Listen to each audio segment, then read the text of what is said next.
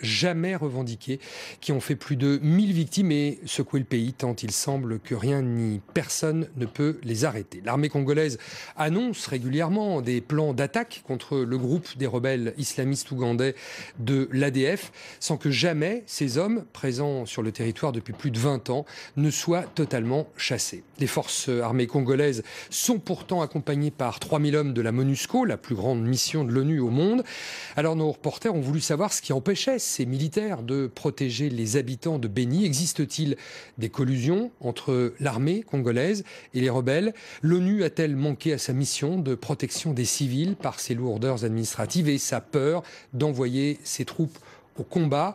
Leur enquête révèle les failles d'un système sécuritaire à bout de souffle. Béni, la sale guerre des casques bleus, c'est un reportage de Charles Emtaz et Peggy Bruguère pour France 24. Vu du ciel, le parc des Virunga correspond à l'image que l'on s'en fait. Une forêt émeraude où vivent encore en liberté une colonie de gorilles. C'est aussi le sanctuaire de groupes rebelles qui sèment la terreur à l'est de la République démocratique du Congo, comme ce matin à Eringeti, une ville en bordure de la jungle. Lui, c'est le seul qui avait une Kalachnikov. C'est un Maï-Maï. Maï-Maï, oui. Les Maï-Maï, c'est l'une des 40 milices qui peuplent le Nord Kivu. Les militaires congolais viennent de les repousser. Ils ont essayé de nous jeter des pierres, mais on les a tués. Nous, l'armée, on est là. Tous ces gens-là vont disparaître, vous voyez. Bravo les gars. Surtout, restez bien dans le secteur. Restez dans le coin. Curieuse attaque de Maï-Maï venus des villages voisins combattre à coups de pierre des militaires lourdement armés. Les quelques prisonniers sont exhibés ici avec leur arsenal dérisoire. Nos chefs nous ont donné du sable et des cailloux en disant que ça pouvait devenir une bombe. Mais maintenant, je vois bien qu'ils nous ont menti. D'après les villageois, cette attaque de Maï-Maï ne doit en fait rien au hasard. Si les militaires d'Eringeti ont été pris pour cible, c'est qu'ici, beaucoup pensent qu'ils collaborent en secret avec les plus grands massacreurs de la région.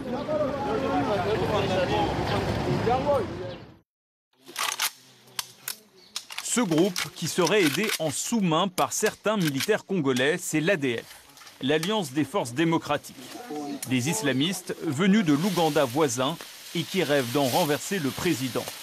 Durant les années 90, le Congo est pour eux une base arrière accueillante, depuis laquelle ils recrutent avec un discours sommaire.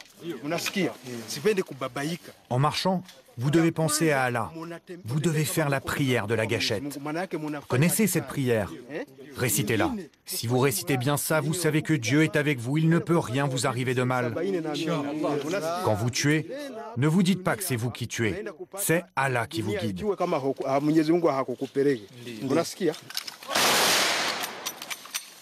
Pour renforcer leur rang, les ADF recrutent des enfants soldats dans la région. Nous en avons retrouvé un. Il s'appelle Fiston. À 13 ans, il a été enrôlé de force à Eringeti. Là-bas, à la forêt, on forme, nous les enfants, on tue les hommes à l'arme et blanche. C'était les machettes et les marteaux. On va te dire que aller tuer cet homme, tu dois aller seulement. Il tue vraiment les hommes. Il te coupe la tête, surtout souvent. Et la main aussi. C'est comme ça. Tu l'as vu, ça? Oui. Ces scènes d'horreur débutent fin 2014 à Eringeti, quand la RDC se décide à chasser les ADF. Les massacres s'enchaînent avec une régularité de métronome. Pas moins de 120 tueries en 1 an et demi et près de 1000 victimes civiles. Face à l'horreur de ces pratiques, la région se vide. Un tiers des habitants d'Eringeti seraient partis. Le père Jérôme a vu ses paroissiens déserter peu à peu son église. Bon, vous savez que les prêtres fuient les derniers. Hein? Il ne peut pas fuir les premiers. S'il fuit, alors c'est tout le village qui va partir. Et je suis sûr que le jour où je vais partir, le village sera désert. Le père Jérôme est révolté. Non seulement les villageois fuient les ADF, mais en plus, ils craignent les militaires congolais, car certains profitent de la menace rebelle pour commettre des exactions. Cette femme, ici à droite, a vu son mari assassiné par des hommes d'un bataillon d'Eringeti qu'on appelle les hindous. Ce sont les hindous. Ça veut dire quoi les hindous? Les hindous, ça doit être des militaires. Il dit que ce sont des militaires qui sont sur place. Des militaires qui gardaient, c'est ce qu'elle dit. Militaires congolais donc? Militaires congolais. Et comment on peut expliquer que des militaires de votre pays tuent des gens de votre pays? Voilà, c'est là le problème. Personne ne comprend. Parce que d'après elle, ce ne sont pas des ADF. Peut-être que ce sont des militaires qui se transforment en ADF. Mais d'après ce qu'elle donne comme témoignage, elle dit que réellement c'était des militaires des hindous.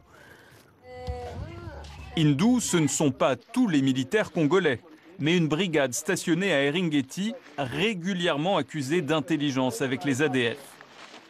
Malgré les suspicions, la vérité n'a à ce jour jamais pu être établie. Il y a eu un procès pour juger les assassins? Qui peut faire un procès au Congo? Les droits de l'homme au Congo, en tout cas au niveau des militaires, ça n'existe pas. Parce que si vous osez le faire, on peut vous tuer. Tout le monde a peur d'être tué, on ne veut pas se sacrifier. C'est pourquoi on préfère se taire. Est-ce qu'il y a eu un procès? Non, pas de procès.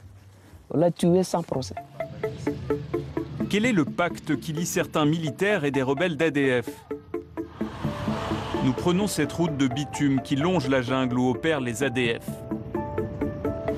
À 30 km d'Eringeti, nous voici à Oicha, une vaste bourgade.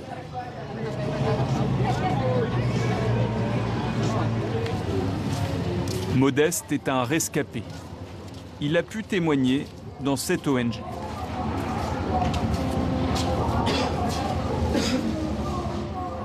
Ils les ont coupés ici.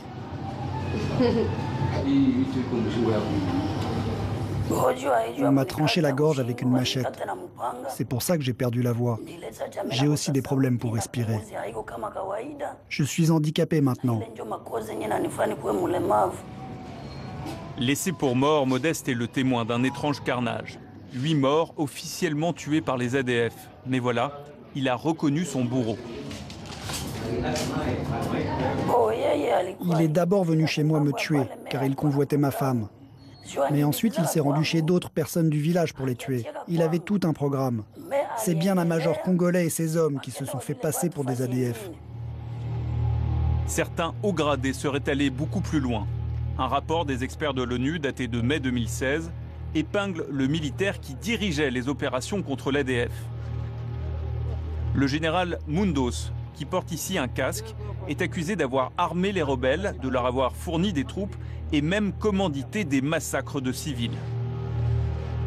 Muté dans une autre région, il nie toute implication. Pour les ONG, il ne s'agit pas que d'un homme, mais de tout un système corrompu. Ils sont dans l'armée, ils coopèrent avec des groupes armés, ils créent même les groupes armés, surtout les officiers, créent des groupes armés, ils financent ces groupes armés et ça justifie leur présence ici, ça justifie leur façon de s'enrichir parce que l'État leur donne des moyens pour combattre les rebelles et ils prennent cet argent-là, ils vont construire à l'étranger, ils vont faire n'importe quoi et dans l'entretemps, c'est la population qui est en train de souffrir. Le dossier est désormais sur le bureau de la Cour pénale internationale. Ces accusations embarrassent le premier partenaire de l'armée congolaise dans le rétablissement de la paix, l'ONU, qui a déployé 20 000 hommes et s'est doté d'un budget annuel d'1,4 milliard de dollars. À la tête des casques bleus jusqu'en juillet 2016, un général français, Jean Bayot. Qu'est-ce que ça vous inspire quand on dit, voilà, tel et tel officier de l'armée congolaise, qui sont censés être vos alliés, nourrissent, aident cette rébellion? Que certains individus soient des collaborateurs effectivement de l'entretien d'une situation comme ça, par une absence de réaction adéquate, ou éventuellement qu'ils soient des complices dans ce nombre de choses, je pense que personne ne va nécessairement le nier, parce que ça fait partie des choses totalement possibles. Mais qu'on dise qu'ils sont à la tête de ce système. Les complicités avec l'ennemi ne seraient le fait que de quelques individus. Le général Bayo en est persuadé, la grande majorité des soldats congolais veulent en finir avec les ADF. Pour y parvenir, l'ONU a mis en place une force d'intervention offensive, des casques bleus autorisés à faire usage de la force. Ils travaillent directement avec les soldats congolais dans des patrouilles conjointes. Vous devez respecter la distance. Respect des distances. Avec eux, nous partons dans cette jungle, où pas moins de 600 soldats congolais auraient perdu la vie. Un chiffre qui, ici, ne rassure personne.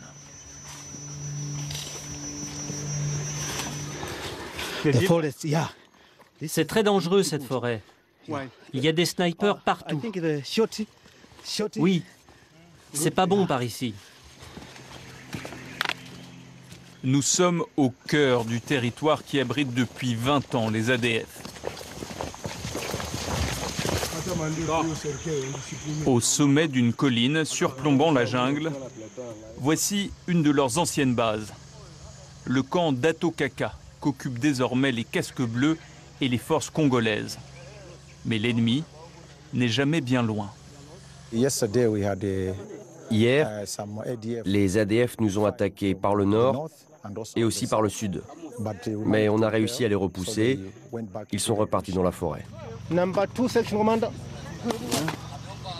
Pour les sentinelles de nuit, distribution de grenades. Le moment le plus dangereux, c'est la nuit. On n'y voit rien. Les soldats de la force offensive ont une technique bien à eux, la défense. Il n'est pas loin de 18 h quand le talkie-walkie du commandant commence à crépiter. Un drone de l'ONU a repéré des mouvements suspects dans la forêt. Mais pas besoin d'aller vérifier. L'artillerie s'en charge. Qui le sert à action vous reçoit?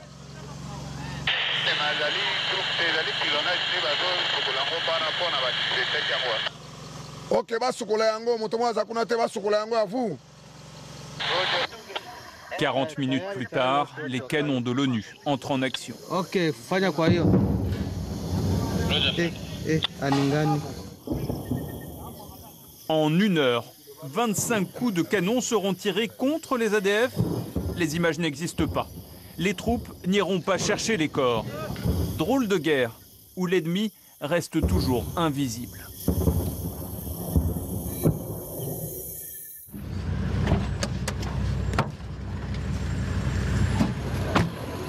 Il n'a pas marché aujourd'hui.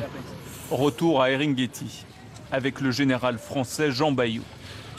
Aujourd'hui, il vient s'expliquer devant l'administrateur de la ville. Bonjour, comment allez-vous? Ça va bien? Ça va bien. Chaque jour, on entend un bombardement par-ci, un bombardement par-là. Mais on se demande bien où peuvent tomber toutes ces bombes. Parce que l'ennemi, ça ne l'atteint pas, il est toujours là. Il n'a pas disparu. On n'y comprend rien. À Eringeti, malgré sa présence, l'ONU ne peut que constater son impuissance. Le général et ses hommes nous emmènent sur les lieux de la dernière attaque d'ADF. Bon. Donc évidemment, ils se sont cachés. Ils se sont cachés, ils ont attendu que la patrouille s'en aille et ils sont venus attaquer. Ici, les rebelles ont tué 24 civils, dont des femmes enceintes découpées à la machette ou tuées à coups de marteau. Les casques bleus étaient pourtant à proximité immédiate. L'unité du commandement. Alors, il est vrai qu'on a une base de la MONUSCO qui est environ 800 mètres dans cette direction. Ce sont des ingénieurs, donc des gens du génie du Bangladesh et des Népalais. Et on a des soldats de la brigade d'intervention du Malawi qui sont là derrière. Pour comprendre la passivité des casques bleus, il faut parcourir les 800 mètres jusqu'au camp des Népalais et des Bangladais. Depuis ce poste d'observation, on peut voir le lieu de l'attaque. Avez-vous essayé d'arrêter l'attaque?